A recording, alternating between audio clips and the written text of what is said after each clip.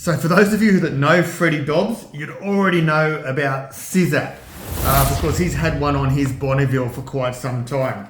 Now, firstly, I need to apologise. Sizzapp actually sent me out this tracker months ago. But due to the fact that I've had Renaults on and I haven't had access to a garage to do any work in and film, I haven't been able to put together a video for this yet. So today is the day. I'm going to install this Sizzapp on the R1250GS and then we'll load up the app onto the phone and I'll let you know what I think.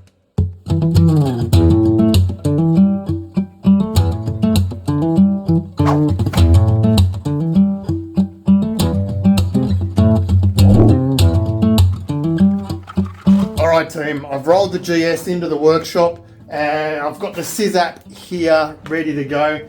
Now it looks like it's a pretty simple install, but I have a habit of making simple things more difficult than they need to be, so time will tell. But essentially it looks like there's just a red wire and a black wire and the unit itself with a bit of double-sided sticky tape on there so you can actually mount it somewhere out of the way. Once it's installed, we'll load up the app, we'll have a look. As I said, I have a habit of making easy things difficult, so let's open up that battery box and see how we go.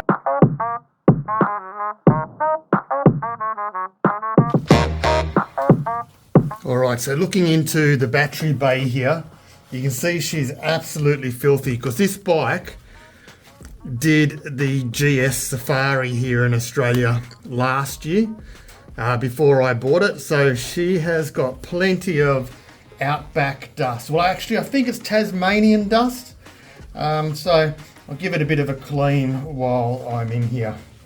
Okay, so it's been a couple of days since the last segment you just watched. Now, the spaces to be able to put the Sizzapp onto the GS are quite restrictive. The GS being a pretty heavily computerized bike, there's a lot of stuff going on in all the holes where you'd want to put this little item.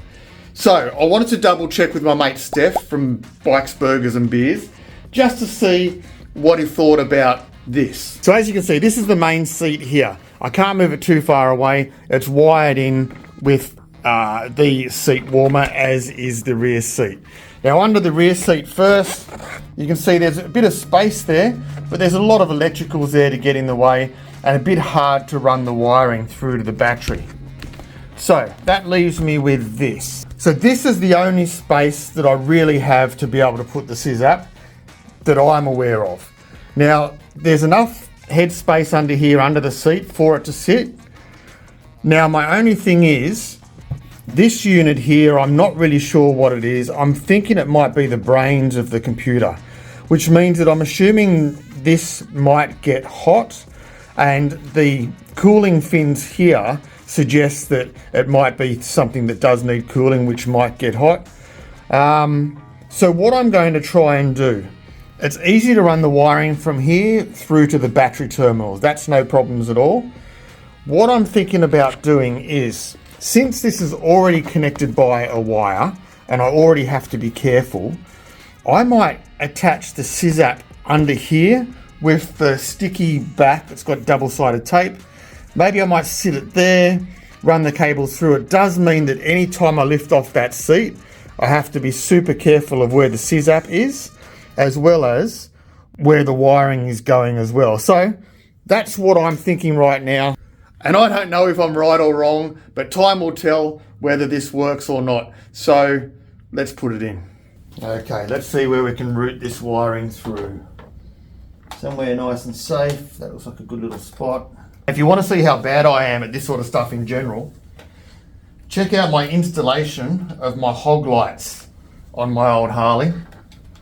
And you'll see that I'm absolutely hopeless when it comes to this sort of stuff. However, I'm assured that this is a relatively easy process, and so far it's looking like it is. There we go. They're in place. So I'll get the Sizzapp. Now I have to admit that anytime I'm playing with batteries, I get nervous.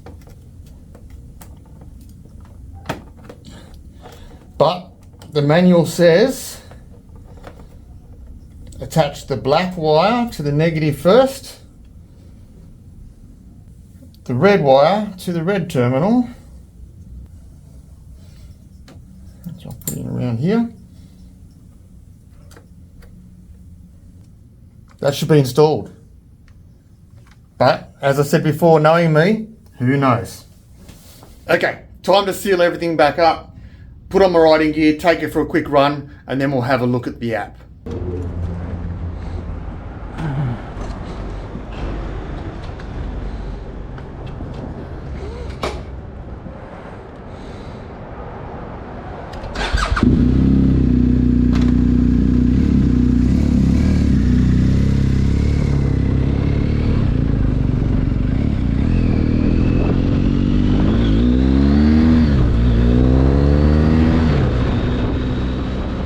So it seems the Sizzapp has a whole lot of functions. I think primarily most people will be looking at it as a GPS tracker. So you put it on it, you know where your bike is at all times.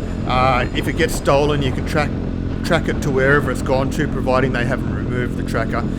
But there are so many more features as well. There's Find My Bike, you can share your ride. You can actually look at your battery health from the other side of the country. You can see if there's enough charge in your battery and your battery's not dying. You can be notified when your battery is getting low, so you can actually go out and charge it or take it for a ride. Really cool. You can set up a geo zone, so a region around your bike, whether you park somewhere, and if it moves outside of that region, you get an alarm sent to your phone. Great technology and so simple to install. Even I installed it, as you saw, with relative ease. Anyway, let's jump off the bike and have a look at the app. Okay, been out for a quick ride, grabbed some fuel. The bike's sitting there, not far from home, but of course I don't want to show you where I live. Let's go over into the park. Actually, there's a seat here. And then we'll have a look at the screen. We'll have a look at the Sizzapp app and just see what it's told us for this short little trip to the petrol station and back. Anyway, let's have a look. Okay, here we are opening up the Sizzapp app. As you can see, there's a bike there. It looks like a sexy little BMW Cafe Racer R9T perhaps. I don't know if you can see that at all, or if you can change that, I should say. But if you look at the top left-hand side of the screen, you can see the battery's charged at 14 volts. It was 12.7 when I started, so obviously with a short ride, the battery has boosted up. 23 degrees where I'm sitting right now. And I've only travelled 1.91 kilometres, which is from home to the fuel stations back to here. And what else can I see here? Let's just check if the GPS is right. Open up the map. Slowly, slowly. There we go. And that's exactly where I am. That's exactly where the bike is. So completely accurate, as you would expect. I mean, with the GPSs these days, they are incredibly accurate. But the Sizzapp GPS is also incredibly accurate. All right, let's go back to the app. Okay, well there you go, team. As expected, everything worked really well. Super easy to install. The hardest thing is simply finding the place to put it. Where is it going to be most safe, out of the way? I mean, obviously where I've put it is easy to find. You could put more effort into trying to hide it somewhere for if you're using it for GPS tracking purposes. But this is also suitable for your bikes, your cars, your trucks, your vans, absolutely everything. You can install this on and have that added peace of mind of knowing where your vehicle is, number one, knowing what the battery status is, and you've got trip details there as well, so you can actually access trip details on how you went on each trip. And maybe if you've got kids that are learning to drive, and you keep an eye on their driving habits, knowing if they're going too fast in certain areas, knowing if they're doing the wrong things. Maybe it's a great parenting tool as well. Anyway guys, I just came out quickly to film this, taking the bike back. I've got plenty to do. It's Sunday here, and I need to get some work done around the house. Anyway folks, throttle on, stay safe, check out Sizzapp. If you're here in Australia, there is also Sizzapp Australia. All the links will be in the descriptions below, and it's time for me to head home. See ya, thanks for watching.